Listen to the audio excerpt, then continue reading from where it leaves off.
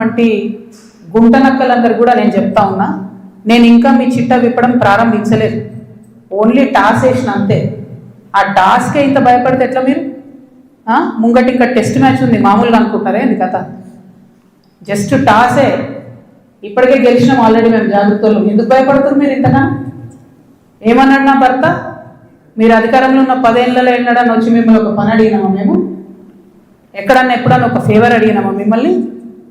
ఒక్క విషయంలో అన్నా అవుట్ ఆఫ్ ద వే పోయి ఏ ఒక్క మంత్రితోని కానీ, కేసీఆర్ గారితో కానీ, కేటీఆర్ గారితో కానీ, హరీష్ రావు గారితో కానీ, నా భర్త కానీ, నేను కానీ ఏమన్నా ఫేవర్ తీసుకుని ఉంటే చెప్పండి, దమ్ముంటే చెప్పండి.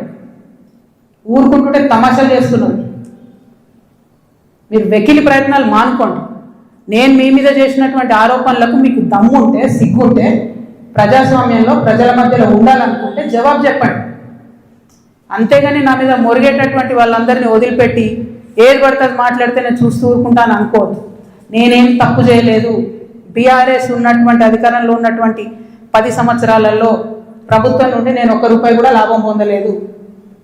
మీరు చేసినటువంటి అక్రమాలన్నీ నా మీద ఆపాదిద్దామని చూసుకుంటే నేను ఊరుకునే వ్యక్తిని కాదు.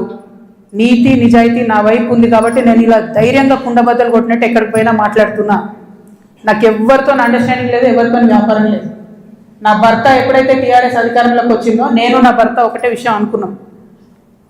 అమెరికా నుండి 2004లో మేము వస్తే నేను ఉద్యమంలో ఉన్నా, ఆయన వ్యాపారంలో ఉన్నాడు. ఇల్లు గడవాలి కదా.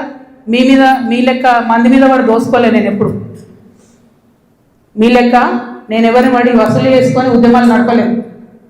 సమయం సందర్భం వచ్చినప్పుడు నా నగలు కుదబెట్టి బతుకమ్మ చేసిన నేను. అందుకే ఇంత పౌరుషం నాకు.